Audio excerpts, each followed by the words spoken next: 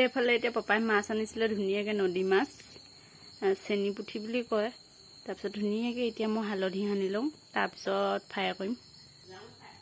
এইফালে এতিয়া ধুনীয়াকৈ হালধি চালধি দি সানি লওঁ। এইফালে মই এতিয়া কেৰাহীও পাতি ল'লোঁ। কেৰাহীত তেল দি দিওঁ, এতিয়া মাছ ফ্ৰাই কৰি লওঁ। এয়া মাছ ফ্ৰাই কৰি হৈ গ'ল। তাৰপিছত এই জাতিলাওৱে সৈতে মাছ বনাম ধুনীয়াকৈ।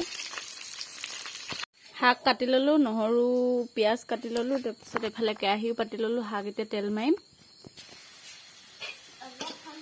এইফালে এতিয়া শাক দি দিওঁ দেই। শাকখিনি ধুনীয়াকৈ ভাজি লওঁ, তাৰপিছত পানী দিম।